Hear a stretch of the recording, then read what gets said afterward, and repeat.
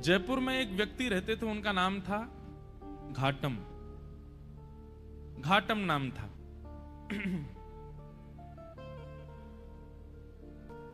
उनका पेशा था, उनके पूर्वजों से ही चला आ रहा था, वो सब चोरी करते थे। दादाजी, परदादा, परदादा, पूरे गांव का ही यही पेशा था, यही काम था, सब चोरी करते थे। घाटम जी भी चोरी करते थे। एक बार श्री घाटम जी कहीं जयपुर से आमेर जाते हैं, तो बीच में, अभी जहां कथा थी इससे पहले, वो वही स्थान है आमेर और जयपुर के बीच में, कनक घाटी।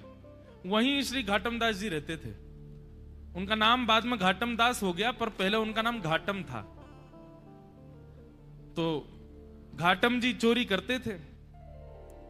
एक बार रात में बैठे थे चोरी करने के लिए, तो उस दिन कोई व्यक्ति तो मिला नहीं उनको मालदार, लेकिन झोला लिए हाथ में और जटाएं बांध करके कोई संत वहां से जा रहे थे। घाटम जी बेचारे 2 दिन से तो उनको कुछ चोरी हुई नहीं थी, फिर भी मन में विचार करने लगे, तो महात्मा है, इनकी क्या चोरी करूं मैं, कोई बात नहीं, चोरी नहीं करता हूं, प्रणाम कर लेता हूं जाके। और घाटम जी उनके मार्ग पर आ गए, और अर्धरात्रि का समय, घनघोर अंधेरा, प्रणाम किया।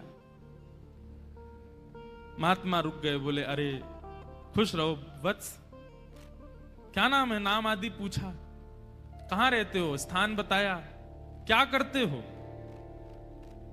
घाटम जी बोले मैं चोरी करता हूं। महात्मा को यह बात बड़ी बढ़िया लगी कि इसने छुपाया नहीं मुझसे, सत्य बोला। बोले चोरी क्यों करते हो भाई, चोरी डकैती करना ये अच्छी बात नहीं है, मत किया करो, अच्छा काम नहीं है। बोले महाराज काम तो अच्छा नहीं है मैं जानता हूं, पर ये तो मेरे परिवार का पेशा है, मेरे पूर्वजों से चली आ रही है चोरी, हमारा परिवार इसी में ही निपुण है। मेरा बेटा है अभी 5 साल का, उसको भी तैयारी करा रहा हूं मैं, उसको भी सिखा रहा हूं कैसे जाना चाहिए, क्या क्या आयुध संग लेके जाने चाहिए, किस प्रकार लोगों को देख करके समझ जाना चाहिए मालदार है कि नहीं है। महात्मा बैठे बैठे, देखो संत का स्वरूप क्या होना चाहिए, संत केवल वहां ना जाए जहां माला और दक्षिणा मिले।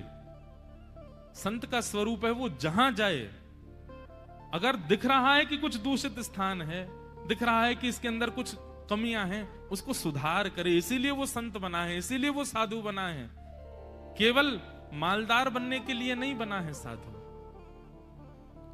महात्मा को चिंता हो गई, बोले अगर मैं इसको कुछ सिखा करके नहीं गया और इसका जीवन परिवर्तित करके नहीं गया, तो इस मार्ग से निकलना मेरा दुष्कर हो जाएगा। ठाकुर जी ने मुझे इस मार्ग से भेजा है, इसका मतलब ठाकुर जी चाहते हैं कि इसको मैं कुछ बताऊं। महात्मा जी ने उसको बैठाया, बोले सुनो ये घाटम, तुम चोरी मत किया करो, तुम छोड़ दो चोरी। बोले महाराज जिसके रग रग में, जिसके रक्त में चोरी हो, वो कैसे छोड़ सकता है। अरे हम तो ऐसे हैं, परिवार में भी हम लोग रोटी भी पानी हो तो हम चोरी करके ही पाते हैं, हम रसोई में मांगते नहीं रोटी दे दो, हम वहां भी चुपके से ही जाते हैं। इतना ज्यादा हम लोगों में चोरपन घुस चुका है कि अब ये निकल नहीं सकता। महात्मा थोड़े व्याकुल थे, तो घाटम जी बोले भगवान आप देखिए व्याकुल मत होइए, मैं भी विवश हूं कि मैं नहीं छोड़ सकता चोरी, पर हां चोरी के अलावा जो कहोगे वो करूंगा। चोरी तो मैं करूंगा, लेकिन उसके अलावा आप जो कहोगे वो मैं अपने जीवन में उतार लूंगा, उस आज्ञा को मैं सर्वोपरि मानूंगा, बस चोरी को छोड़ने को मत कहो, चोरी के साथ साथ जो कहोगे मैं करूंगा। महात्मा ने विचार किया, महात्मा बोले ठीक है 4 बातें लिखो। सबसे पहली बात, तुम सत्य बोलोगे। घाटम जी बोले ठीक है, आज के बाद चाहे कुछ हो जाए मैं सत्य ही बोलूंगा। दूसरी बात लिखो, संत जनों का खूब सम्मान करोगे, आदर करोगे। बोले जी महाराज जी। तीसरी बात लिखो, जो भी लाओगे घर में, चाहे चोरी करके लाओ, चाहे प्रेम से लाओ, कमा के लाओ, सबसे पहले ठाकुर जी को निवेदित करोगे, उसके बाद स्वीकार करोगे। बोले जी। और चौथी और अंतिम बात, कहीं मंदिर दिख जाए, मठ दिख जाए, आश्रम दिख जाए, संत दिख जाए, 100 काम छोड़ के चोरी करके भाग रहे हो, सिपाही पीछे पड़े तो भी रुकोगे, प्रणाम करोगे, फिर जाओगे। घाटम बोला जो आज्ञा। अब ये 4 बात मेरे लिए अध्यादेश हैं, आदेश नहीं है, अध्यादेश है। चाहे दुनिया इधर उधर हो जाए, मैं इन 4 बातों को कभी नहीं छोड़ूंगा। संत बोले ठीक है। अब देखो गुरु आज्ञा कितनी बड़ी होती है।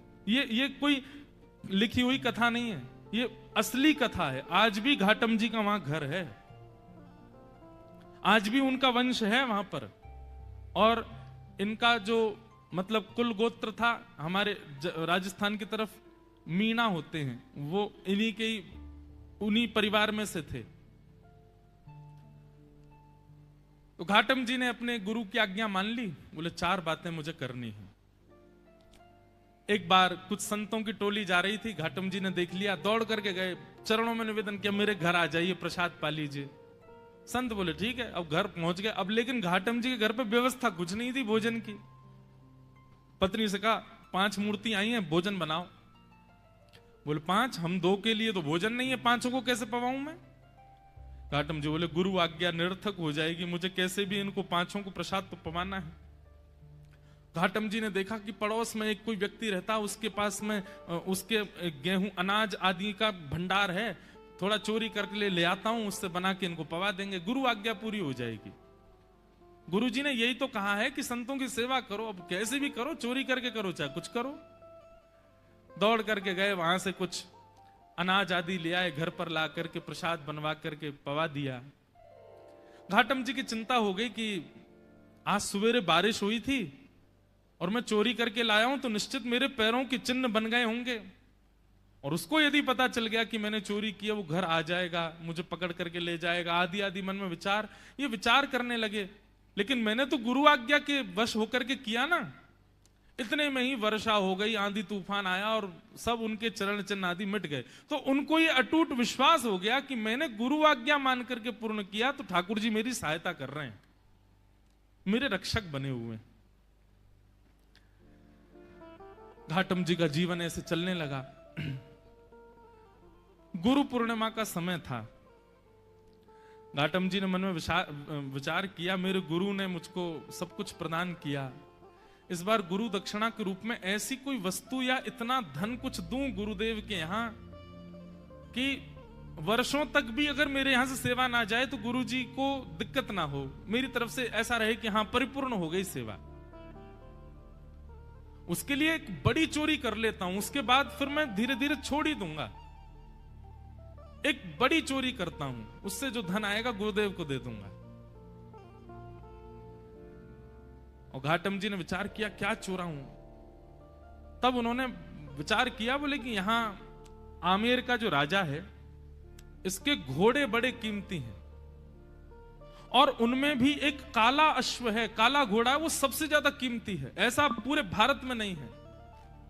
यदि उसको मैंने चोरी कर लिया और उससे जो धन आएगा वो यदि मैंने गुरुदेव को दिया तो आजीवन मुझे जितना देना चाहिए उतना एक बार में ही दे दूंगा मैं गुरुदेव को। तो गुरुदेव के यहां गुरु पूर्णिमा की सेवा मेरी तरफ से होती रहेगी।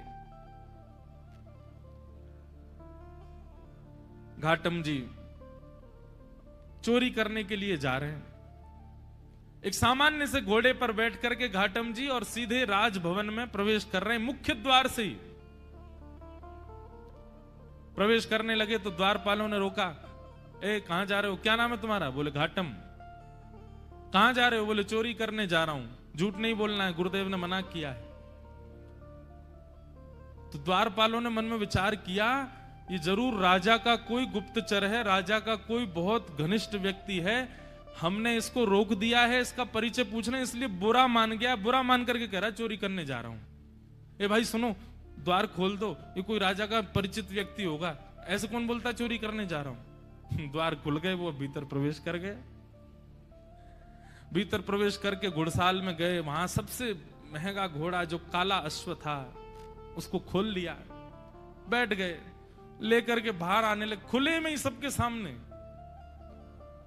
बाहर की ओर जाने लगे तो द्वारपालों ने कहा ये तो राजा का घोड़ा है, ये क्यों ले जा रहे हैं? फिर भैया ये काला अश्व कहां लेके जा रहे हो?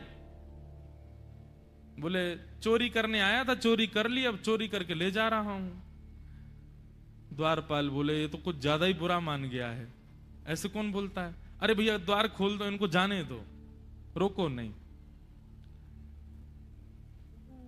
उनका सत्य और वहां द्वारपाल का उसके प्रति ये भाव रखना कि बुरा मान गए, वो ऐसा फिट हुआ कि किसी को शंका ही नहीं हुई कि ये चोरी कर रहे हैं।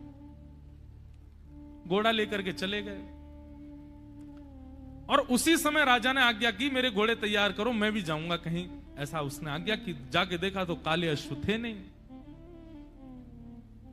अफरा तफरी मची। जब द्वारपालों के कान में बात पहुंची तो उन्होंने हल्ला किया कि अरे एक व्यक्ति आया था, आकर के इतना सत्य बोल के, वो तो बोल के गया मैं चोरी करने आया हूं, चोरी करके ले भी गया, तुमने रोका क्यों नहीं?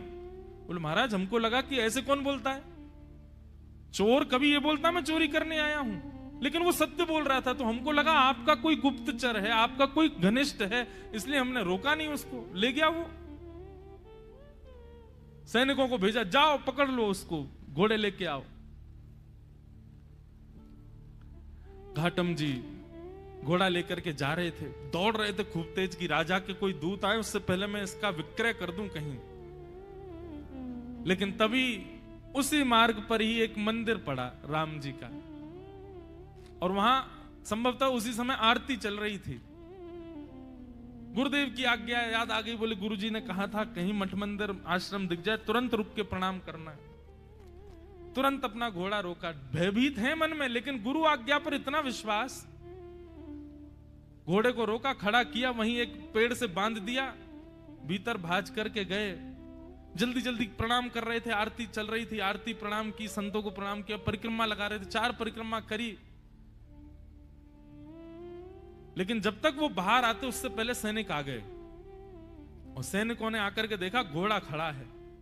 लेकिन एक आश्चर्य हुआ, वो घोड़ा जो काला था वो श्वेत हो गया था, लेकिन घोड़े की आकृति, घोड़े की कद काठी, घोड़े का स्वरूप बिल्कुल वैसा ही था जैसा उस काले, बस उसका वर्ण श्वेत हो गया। तो सैनिक खड़े तो हो गए आके, लेकिन कहने ये घोड़ा तो वही है, लेकिन ये श्वेत कैसे हो गया? घाटम जी निकल करके बाहर आए, सैनिकों ने उनकी ओर देखा, ये घोड़ा किसका है? बोले घोड़ा राजा का है। बोले राजा का घोड़ा तो काला था, ये श्वेत कैसे हो गया? तुम चोरी करके लाए ना? बोले हाँ मैं चोरी करके लाया। ये श्वेत कैसे हो गया? बोले ये तो मुझे नहीं पता, क्योंकि मैंने जब बांधा था तब तो काला ही था। ये श्वेत कैसे हुआ ये तो मुझे नहीं पता। अरे तुझे नहीं पता, ऐसा कैसे बोल सकते हो? बोले मैं सत्य बोल रहा हूं, मुझे लगता है मैंने जिनको निवेदित किया उन्होंने इसको श्वेत कर दिया। सैनिक बोले क्या बोल रहे हो ये? बोले हाँ मैं जो भी चीज लाता हूं पहले ठाकुर जी को निवेदित करता हूं, तो शायद ठाकुर जी श्याम वर्ण के हैं, उन्होंने सोचा होगा श्याम वर्ण के घोड़े पे मैं बैठूं दिखूंगा ही नहीं, इसलिए उन्होंने श्वेत कर दिया। सैनिक बोले ये क्या तुम बोल रहे हो? बोले मैं सत्य बोल रहा हूं, ये वही घोड़ा है जो राजा का है, मैं चोरी करके लाया हूं, मैंने बांधा था तब काला था, आप लोग आए तो कहीं आप मुझे पकड़ो ना, इसलिए ठाकुर जी ने श्वेत कर दिया, पर संभवतः आपने पकड़ लिया मुझको। तो तुम ये कहना चाहते हो ठाकुर जी तुम्हारी चोरी में सहायता कर रहे हैं? नहीं नहीं, सहायता तो ठाकुर जी नहीं कर रहे हैं, पर ऐसा कह भी दें तो कोई अतिशयोक्ति नहीं, कर तो रहे हैं, श्वेत उन्होंने ही किया है। बोले इसकी बातें हमें समझ नहीं आ रही, इसको पकड़ के राजा के पास ले चलो। राजा के पास ले गए। राजा ने जब घोड़ा देखा, राजा खुद आश्चर्य, बोले ये है तो मेरा ही घोड़ा, पर ऐसा भी नहीं कि इस पर कोई रंग लगाया हो, इसका वास्तविक रंग श्वेत कैसे हो गया? घाटम जी से पूछा, घाटम जी बोले मैं सत्य बोल रहा हूं, आप लोग मान नहीं रहे हैं, मैं ठाकुर जी को निवेदित करता हूं, जो भी चुराता हूं मैंने ठाकुर जी को निवेदित किया, उनको नहीं भाया होगा काला, इसलिए गोरा कर दिया। घाटम जी की बात पर किसी को विश्वास नहीं हो, तब राजा बोला एक तरीका है, यदि तुम्हारी बात में इतनी सत्यता है कि ये वही घोड़ा है, तो मेरे घोड़े के गाल के पास में एक मस्सा है, यदि वो मस्सा इसके हुआ तो मैं समझ जाऊंगा कि भगवान तुम्हारी सहायता करते हैं, तुम्हारी गुरु आज्ञा ही तुम्हारी सहायता करती है, तुम जो करते हो सब, और मैं तुमको छोड़ दूंगा। राजा ने जाकर के घोड़े की नार पर जब बाल हटा करके देखा तो वो मस्सा बिल्कुल वैसा ही था जैसा एक काले घोड़े के था, वही घोड़ा। राजा से विश्वास नहीं हुआ नेत्रों पर। उसी समय चरणों में गिर गया। बोले महाराज, आपके गुरु आपके बने रहें, पर आज से मेरे गुरु आप हैं। आप चोरी चकारी छोड़िए, सारे काम छोड़िए, आज से आप मेरे दरबार के राजगुरु हैं। आपकी गुरु आज्ञा इतनी प्रतापशाली कि आप एक चोरी का कृत्य करते हैं, उसमें भी ठाकुर जी सहायता करते हैं आपकी। आज से आप मेरे राजगुरु। और श्री घाटम जी को राजगुरु बना दिया। लेकिन राजगुरु बनने के बाद घाटम जी को बड़ी आत्मग्लानि हुई। उन्होंने मन में विचार किया कि मैंने गुरुदेव की आज्ञा मानकर के अपने दुष्कृत्य को नहीं छोड़ा, उसका यह परिणाम हुआ कि आज मैं एक राजगुरु बन गया। यदि मैंने अपने कृत्य भी सुधार लिए होते, सदकृत्य किए होते, तो आज ठाकुर जी मुझको मिल गए होते। तो घाटम जी ने अपनी राज पदवी का त्याग कर दिया, और राज पदवी त्याग करने के बाद वो सामान्यतया एक सामान्य व्यक्ति की तरह अपना जीवन जीने लगे, गुरु आज्ञा पालन करके। और श्री घाटम दास जी, उनके पद हैं बड़े सुंदर। उनका एक पद है, उसमें कहते हैं ठाकुर जी को कि हे ठाकुर जी, पहले तो मैं यूं ही खाता, अब तो ना कर खावा छान। ठाकुर जी, पहले तो मैं ऐसे ही खा जाता था, पर अब तो मैं स्नान करके पाता हूं प्रसाद। गल में माला, माथे पे तिलक, थारे निमित्त लगावा छान। महाने तो ऐता कर दीना, थाने की ना काई। मैंने तो इतना कर लिया आपके लिए, आपने मेरे लिए क्या किया ठाकुर जी?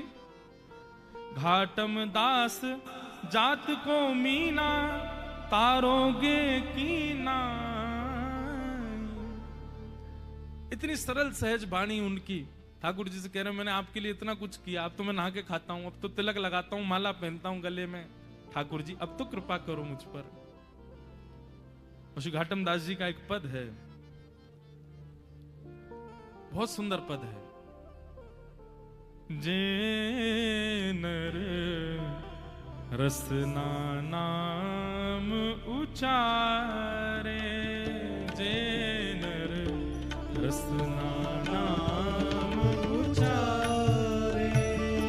आप लोग व्याख्यान बीच में जहां मुझे जरूरी लगेगा मैं करूंगा, लेकिन समझते रहिएगा। घाटम दास जी कह रहे हैं जो व्यक्ति अपनी रसना से भगवान नाम उच्चारण करता है, उसके साथ क्या क्या होता है, श्री घाटम दास जी वर्णन कर रहे हैं। जे नर रसना नाम उचारे, जे नर रसना नाम उचारे, जे नर रसना नाम उचारे, जे नर रसना नाम उचारे। काम क्रोध मद लोभ तजे, अर काम क्रोध मद लोभ।